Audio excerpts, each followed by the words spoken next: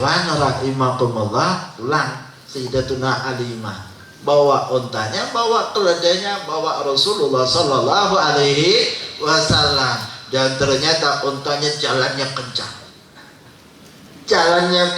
luar biasa, hingga melewati kafilah wanita-wanita tersebut yang tadinya sudah dapat bayi-bayi dan sudah pulang. Ternyata malah sekarang disusul oleh Sayyidatuna Halimah, dan lebih cepat Sayyidatuna Halimah pulang bawa Rasulullah Sallallahu Alaihi Wasallam. Wanita-wanita itu pun heran kepada Halimah, seraya menyatakan, wahai Halimah, ini kan unta yang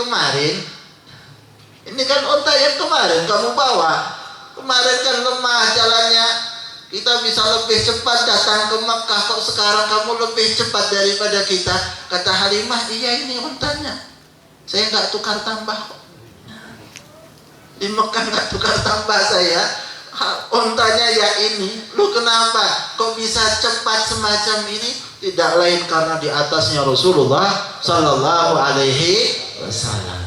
Ikhwan rahimakumullah, Anda bisa bayangkan, itu baru 1 hari bawa Rasulullah Sallallahu Alaihi Wasallam, 1 hari 1 malam. Anda mau tahu, di rumah Sayyidatuna Halimah Rasul Sallallahu Alaihi Wasallam 4 tahun lama. Anda bisa bayangkan keberkahan apa yang didapat oleh Sayyidatuna Halimah adanya Rasulullah Sallallahu Alaihi Wasallam. 1 hari saja sudah semacam itu yang didapat oleh Sayyidatuna Halimah. Malamnya bisa tidur, untanya bisa mengeluarkan susu, untanya jadi geraknya lebih cepat. Anda mau tahu, dalam riwayat disebutkan bahwa rumahnya Sayyidatuna Halimah, kambing-kambingnya bisa diperah susunya 1 hari 2 kali. 1 hari 2 kali, paginya bisa diperah susunya, pulang daripada diternakkan bisa diperah susunya. Gak ada kambing bisa diperah susunya 2 kali, tapi ternyata itu terjadi pada kambing-kambingnya Sayyidatuna Halimah. Maka tetangga-tetangganya Sayyidatuna Halimah mengatakan kepada penggembala-penggembalanya, ternakkan kambingnya kami itu dekat kambingnya Halimah, biar bersama dengan Halimah bisa gemuk-gemuk kambingnya, bisa diperah susunya seperti Sayyidatuna Halimah. Maka ternyata kambingnya pulang ya tetap sama kurus, hanya kambingnya Sayyidatuna Halimah saja yang gemuk. Kenapa? Di rumah Sayyidah Halimah ada Rasulullah Sallallahu Alaihi Wasallam. Ikhwan rahimakumullah, itulah keadaan hidup. Terkadang seseorang itu mendapatkan kesulitan, tapi sebenarnya ada hikmah besar yang akan didapat. Sayyidatuna Halimah jalannya pertamanya lambat, untanya lambat. Loh, kenapa kok lambat? Karena memang mau dapat Rasulullah. Coba Sayyidatuna Halimah untanya cepat, akhirnya gak bakal dapat Rasul Sallallahu Alaihi Wasallam, dapat anak orang lain. Tapi ketentuan Allah Subhanahu wa Ta'ala memang berbeda. Allah atur supaya dibuat lambat Sayyidatuna Halimah hingga anak-anak itu habis diambil oleh para wanita yang lainnya, dan tersisalah Rasul Sallallahu Alaihi Wasallam, dan dapat keberkahan terbesar Sayyidatuna Halimah dengan dapatkan Rasulullah. Anda bisa bayangkan, dapat Rasulullah, sesuatu yang luar biasa. Sehingga tercatat dalam sejarah Sayyidatuna Halimah sekarang ada di Baqi kuburannya.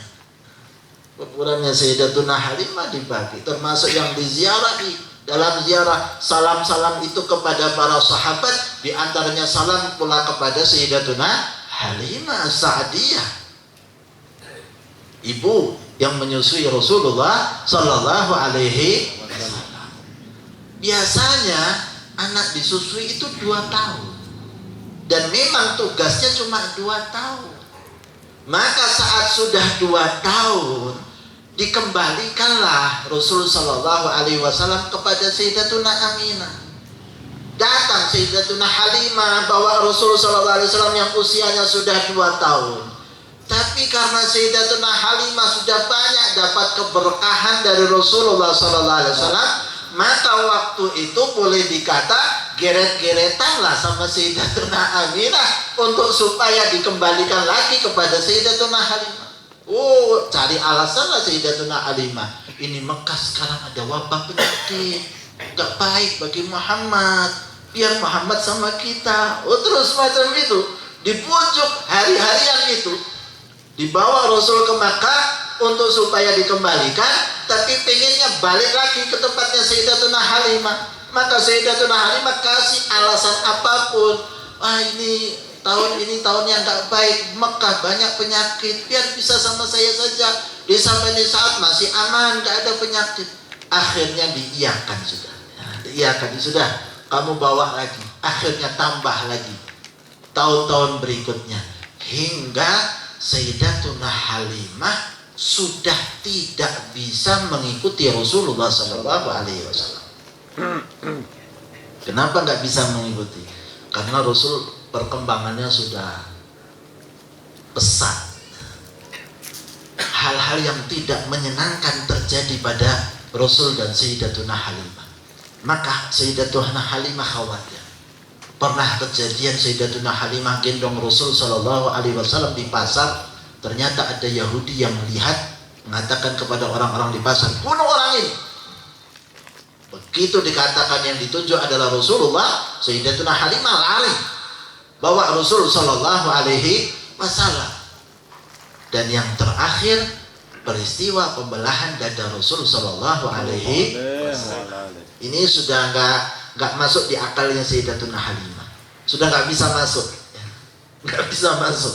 Ini anak orang lah, boleh dikatakan begitu. Ini anak orang, khawatir terjadi sesuatu yang nanti membahayakan, lebih baik dikembalikan dulu, kata Sayyidatuna Halimah. Maka pada tahun yang keempat dari lahirnya Rasul SAW, datanglah malaikat kepada Rasul SAW dalam wujud manusia. 2 orang malaikat yang lalu pada saat itu Rasul sedang bermain, sedang ternak dengan anak-anak Sayyidatuna Halimah yang lainnya. Maka kemudian diangkatlah Rasul SAW, diletakkan di atas batu, lalu dibelah dada Rasul SAW. Anak-anak yang lain lihat semacam itu, ini Muhammad mati sudah. Maka pulanglah mereka ke rumah Sayyidatuna Halimah. Wahai Halimah, Ummah, ini Muhammad dibunuh sama orang. Ini Muhammad dibunuh sama orang. Lari Sayyidatuna Halimah datangi Rasul SAW, yang saat itu Rasul SAW sedang berbaring dalam keadaan pucat Nabi SAW. Maka ditanya oleh Sayyidatuna Halimah, apa yang terjadi wahai Muhammad? Maka Rasul menceritakan apa yang terjadi. Datang 2 orang, belah dada saya, ambil hati saya, bersihkan hati saya, masukkan lagi, dikembalikan lagi. Rasul gak pernah bohong. Sayyidatuna Halimah percaya kepada Rasul SAW. Anak-anak yang lain juga sudah menceritakan apa yang dilihat oleh mereka. Maka bagaimana ini bisa semacam ini? Ini perlu dikembalikan. Ini sudah waktunya untuk dikembalikan. Maka dikembalikanlah kepada ibu Rasul SAW. Ketika dikembalikan, Sayyidatuna Aminah tanya, kenapa kamu kembalikan? Dulu kamu minta-minta untuk supaya bisa sama kamu, kok sekarang malah kamu buru-buru datang untuk kembalikan kepada saya. Wahai Aminah, ini peristiwa-peristiwa yang tidak bisa saya ikuti lagi. Sudah Nabi SAW mendapatkan sesuatu yang luar biasa dari Allah Subhanahu wa Ta'ala. Maka ikhwan rahimakumullah, itulah kemuliaan Rasulullah SAW. Maka Sayyidatuna Aminah mengatakan, sungguh jangan khawatir, Muhammad sejak aku hamil sudah dalam perlindungan Allah Subhanahu wa Ta'ala. Maka kata Rasul SAW dalam ungkapannya, ana da'watu Ibrahim wa bisyaratu Isa wa ru'yatu ummi. Aku, kata Rasul SAW, adalah doanya Nabi Ibrahim, hasil doanya Nabi Ibrahim. Nabi Ibrahim ketika bawa Sayyidatuna Hajar bangun Ka'bah, ya, Nabi Allah Ismail, maka dalam doanya kan kemudian mengungkapkan wab'ats fihim rasulan minhum. Ya Allah, utuslah seorang di antara mereka seorang rasul. Nah, dan itu adalah hasil doanya Nabi Ibrahim alaihi salam. Wa bisyaratu Isa, aku adalah kabar gembira yang dibawa oleh Nabi Allah Isa alaihi salam sebagaimana disebutkan di dalam ayat Al-Qur'an, wa mubasysyiran bi rasulin ya'ti min ba'di ismuhu Ahmad. Nabi Allah Isa menyatakan dalam ungkapannya kepada Bani Israel waktu itu, aku ini bawa kabar gembira dengan seorang rasul setelah aku, katanya, min ba'di ismuhu Ahmad, yang namanya adalah Ahmad. Kenapa namanya Ahmad? Nama Ahmad adalah nama Rasulullah yang di langit, yang dikenal di langit adalah Ahmad. Kalau di dunia namanya adalah Muhammad. Itulah Rasul sallallahu alaihi wasallam. Dan Rasul mengatakan, wa ana ru'yatu ummi, aku adalah mimpi yang dilihat oleh ibuku. Jadi ibunya Rasul sallallahu alaihi wasallam, Sayyidatuna Aminah, sudah bermimpi tentang Rasulullah sallallahu alaihi wasallam. Apa yang dilihatnya? Yang dilihatnya para nabi dan para rasul datang kepada Nabi Sayyidatuna Aminah dan memberikan kabar gembira bahwa apa yang akan dilahirkannya adalah seorang nabi, seorang rasul utusan Allah Subhanahu wa taala. Wa idza wada'ti fasammihi Muhammadan, kalau kamu melahirkannya maka namakanlah dia dengan nama Muhammad sallallahu alaihi Muhammad. Ikhwan rahimakumullah, ketika Abdul Muttalib kakek Nabi Shallallahu Alaihi Wasallam mendapatkan cucu dari anak yang sudah wafat, ya. Cucu dari anak yang wafat, sesuatu yang luar biasa kan. Sayang sekali Abdul Muttalib kepada Rasulullah Shallallahu Alaihi Wasallam. Maka pada saat itu akan menamai dengan nama yang lainnya. Maka diingatkan oleh Sayyidatuna Aminah, jangan kasih nama Muhammad. Kasih nama Muhammad, bukan nama yang lainnya. Itu kenapa? Hasil mimpinya, hasil mimpi yang dilihatnya, fasammihi Muhammadan, namakanlah dia dengan nama Muhammad. Ikhwan rahimakumullah, dari sejak dahulu sampai lahirnya Rasulullah tidak pernah ada orang yang namanya Muhammad. Nama Muhammad dihilangkan oleh Allah dari pikiran orang untuk menamakan nama Muhammad. Padahal nama Muhammad secara bahasa Arab mudah untuk dipahami. Muhammad adalah orang yang terpuji. Orang Arab seharusnya ahli dalam bahasa, dia pasti akan mengatakan dengan nama Muhammad. Suatu hal yang mungkin untuk dinamakan anak mereka dengan nama Muhammad, tapi Allah Subhanahu wa taala hilangkan nama itu dari mereka. Sehingga gak pernah ada orang sebelum Rasulullah yang namanya Muhammad. Maka ketika kakek Rasul sallallahu alaihi wasallam membawa cucunya Rasulullah sallallahu alaihi wasallam di hadapan orang-orang, biasa orang kalau baru lahir maka mereka bawa anaknya, bawa cucunya ke Ka'bah, lalu tunjukkan kepada mereka cucunya ini. Ditanyakan orang-orang, wahai Abdul Muttalib, Abdul Muttalib kakek Nabi, seorang tokoh mereka, pimpinan orang-orang Quraisy pada saat itu, kau kasih nama siapa cucu kamu ini? Aku kasih nama Muhammad. Aku kasih nama Muhammad. Wahai Abdul Muttalib, nggak ada kakek kamu yang namanya Muhammad. Kenapa kamu kasih nama Muhammad? Sebab apa kamu kasih nama Muhammad? Biasanya orang-orang Arab selalu kasih nama dengan nama kakeknya, dengan nama nenek moyang mereka yang dikenal, yang tokoh, biasanya diikutkan bersama dengan leluhur mereka. Tapi ternyata Abdul Muttalib kakek Rasul sallallahu alaihi wasallam kasih nama Muhammad. Sebab apa? Maka kakek Rasul mengatakan, aku berharap cucuku ini nanti akan dipuji yang di langit dan dipuji di bumi. Orang yang terpuji berarti nanti akan dipuji oleh yang di langit dan akan dipuji oleh yang di bumi. Dan benar Allah Subhanahu wa taala kabulkan daripada doa kakek Rasul sallallahu alaihi wasallam seluruh penghuni langit dan seluruh penghuni bumi memuji Rasulullah sallallahu alaihi wasallam. Maka itulah kemuliaan Rasul sallallahu alaihi wasallam. Jadikan Rasul sallallahu alaihi wasallam suri tauladan kita dalam hidup kita. Kisah Rasul sallallahu alaihi wasallam luar biasa. Tidak ada yang sepele dalam hidupnya Rasulullah sallallahu alaihi wasallam. Dari sejak lahirnya Rasul sallallahu alaihi wasallam sampai wafatnya Rasul sallallahu alaihi wasallam, semuanya ada dalam Al-Qur'an. La'amruka, Allah Subhanahu wa taala berfirman dalam ayat, la'amruka, demi umur kamu wahai Rasul sallallahu alaihi wasallam.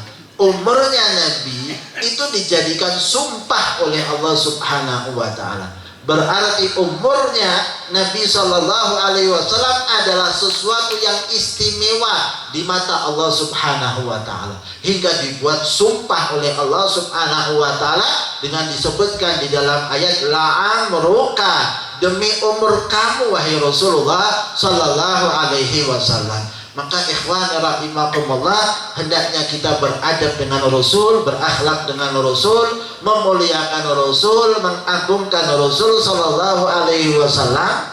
Dan sungguh ikhwan rahimakumullah, alhamdulillah, dari sejak masa Rasul sampai sekarang tidak ada sekte dalam Islam yang menyembah Rasulullah sallallahu alaihi wasallam. Ada? Tidak ada. Anda cari siapapun. Ada orang sekte nyembah sahabat, ada. Sekte nyembah apa yang lain, ada dalam Islam. Tapi nyembah Rasul nggak pernah ada. Walaupun kita banyak memuji Rasul, memuliakan Rasul, tapi nggak pernah ada orang umat Muhammad yang sampai menyembah Rasulullah sallallahu alaihi wasallam. Kenapa? Karena semuanya sudah dalam batas syariat. Ikhwan rahimakumullah, tidak ada yang berlebihan dalam memuji Rasulullah sallallahu alaihi wasallam. Kitab Burdah Al-Imam Al-Busiri, Al-Imam Al-Busiri, beliau membuat qasidah, syair-syair pujian kepada Rasul sallallahu alaihi wasallam. Ketika sampai pada ungkapan wa annahu khairu khalqillah, apa dalam ungkapan qasidahnya, wa mablaghul ilmi fihi annahu basyarun. Lihat sampai pada kata-kata itu, wa mablaghul ilmi fihi annahu basyarun, dan puncak ilmu yang kita ketahui tentang Rasul bahwa Rasul adalah manusia. Sampai kalimat tersebut beliau blank. Kalau dalam bahasa kita itu blank. Dia nggak tahu lagi mau meneruskan pakai kata-kata apa, hilang. Apa ilhamnya hilang. Sudah nggak ada lagi kata-kata. Bingung dia mau nulis apa lanjutannya kalimat ini seterusnya. Sampai dia pun tertidur. Ketika tertidur, lalu kemudian Rasulullah sallallahu alaihi wasallam datang kepadanya dan meneruskan kalimat tersebut. Wa annahu khairu khalqillahi kullihim. Dan puncaknya ilmu bahwa Rasul itu adalah manusia. Tapi dilanjutkan oleh Rasul wa annahu khairu khalqillahi kullihim, bahwa Rasulullah adalah makhluk yang paling baik di antara semua. Itu saja, makhluk, gak ada yang mengatakan Tuhan. Puncak ilmunya adalah manusia. Maka ikhwan rahimakumullah, sebenarnya kitab Burdah itu adalah namanya Bur'ah. Sebetulnya kitabnya namanya Bur'ah. Kenapa kok dinamakan Bur'ah? Bur'ah itu artinya kesembuhan.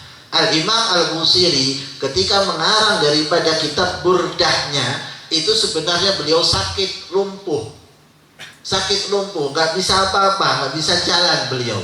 Tapi ketika menuliskan qasidah-qasidah tersebut, dapat mimpi Rasul sallallahu alaihi wasallam, akhirnya besoknya sembuh, sehat walafiat. Langsung bisa teruskan dan sehat jasadnya, terangkat semua penyakit. Itulah namanya kitab Bur'ah. Tapi orang akhirnya salah dalam mengungkapkan dan jadinya kitabnya menjadi kitab Burdah. Dan sebetulnya Burdah yang sebenarnya adalah yang diungkapkan oleh Ka'ab ibn Zuhair.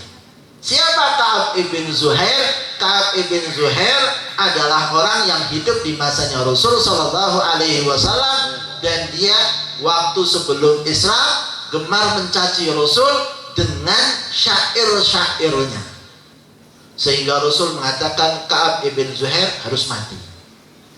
Ini orang caci maki Rasul lewat syair, harus mati ini orang. Maka dicari itu Ka'ab ibn Zuhair. Saudaranya sudah masuk Islam. Dia tulis surat sama Ka'ab ibn Zuhair, kamu datang saja ke Madinah, minta maaf sama Rasul Sallallahu Alaihi Wasallam, bakal Rasul maafkan kamu. Sudahlah, datanglah Rasul, datang ke Madinah Rasul, lalu kemudian minta maaf sama Rasul, pasti dimaafkan. Maka Ka'ab ibn Zuhair datang sampai di Madinah, dan gak dikenali oleh orang-orang itu kalau Ka'ab ibn Zuhair. Dulu belum ada WA ya, foto-foto selfie belum ada ya. Jadi belum tahu fotonya Ka'ab ibn Zuhair seperti apa, sampai datang di hadapannya Rasul Sallallahu Alaihi Wasallam, lalu kemudian mengatakan kepada Rasul, ya Rasulullah, saya Ka'ab ibn Zuhair, saya Ka'ab ibn Zuhair, minta maaf atas semua apa yang saya kerjakan. Lalu setelah itu Ka'ab ibn Zuhair mengungkapkan syair pujian buat Rasul Sallallahu Alaihi Wasallam. Ganti caci maki yang dahulu sering diucapkan kepada Rasul, beliau kemudian membuat syair diawali dengan kata-kata banat su'ah ya. Sehingga ungkapannya setelah diungkapkan syair-syair pujian kepada Rasul, Rasul senang dengan syair-syair tersebut. Burdahnya Rasul dikasihkan. Anda mau tahu? Akhirnya itu jadi syair, namanya syair burdah seharusnya. Loh kenapa? Karena dapat burdah dari Rasulullah SAW. Anda lihat, tadinya mencaci maki dihukum mati oleh Rasulullah SAW. Datang sama Rasul, buat syair pujian satu kali saja untuk Rasul Sallallahu Alaihi Wasallam, buat senang Rasul sampai dapat burdahnya Rasul Sallallahu Alaihi Wasallam. Berarti Rasul senang kalau dipuji, jelas. Alhamdulillah kita hadir dalam maulid semacam ini, memuji Rasul dengan qasidah-qasidah syair-syairnya, tentu membuat senang Rasul Sallallahu Alaihi Wasallam. Saya kasih kabar bahwa orang nanti ada yang masuk dalam kuburnya, ada makhluk yang menyenangkan. Ada makhluk yang menyenangkan. Makhluk itu ditanya, kamu siapa? Saya adalah kesenangan yang dulu kamu masukkan kepada saudara kamu yang muslim. Maka saat ini saya akan menemani kamu sampai yaumul qiyamah. Lu sebab amalnya apa? Dulu pernah membuat senang satu kali sama orang muslim. Bagaimana kalau kita buat senang Rasul Sallallahu Alaihi Wasallam? Yang didapat apa? Luar biasa. Luar biasa kalau kita dapat menyenangkan hati Rasul Sallallahu Alaihi Wasallam. Semoga kita dapatkan itu. Amin Allahumma amin. Insyaallah kita panjang umur, sehat walafiat, dimudahkan semua perkara kita, dikabulkan hajat-hajat kita, dan jadikan keluarga kita keluarga yang sakinah, mawaddah, warahmah. Anak-anak kita menjadi anak-anak yang salih salihah, taat kepada Allah, taat kepada Rasul Sallallahu Alaihi Wasallam. Tempat ini insyaallah diberkati oleh Allah Subhanahu wa taala, dirahmati oleh Allah Subhanahu wa taala, dimakmurkan oleh Allah Subhanahu wa taala, dimudahkan rezekinya, rezeki yang luas, rezeki yang barakah, rezeki yang membawa ketaatan kepada Allah Subhanahu wa taala, taat kepada Rasul Sallallahu Alaihi Wasallam. InsyaAllah pembangunan daripada Masjid Al-Iman dimudahkan urusannya oleh Allah Subhanahu wa ta'ala. Kita bisa ikut dalam pembangunan tersebut, dan insyaAllah harta-harta kita diberkati oleh Allah Subhanahu wa ta'ala. Amin amin ya rabbal alamin. Dipanjangkan usia kita dan diakhiri usia kita dalam keadaan husnul khatimah, dalam keadaan kita bisa mengucapkan kalimat tauhid la ilaha illallah Muhammadar Rasulullah sallallahu alaihi wasallam, alaiha nahya wa alaiha namut wa alaiha nub'afu insyaallah ta'ala minal aminin amin ya rabbal alamin. Wa sallallahu ala sayyidina Muhammadin wa ala alihi wa sahbihi wa sallam walhamdulillahi rabbil alamin.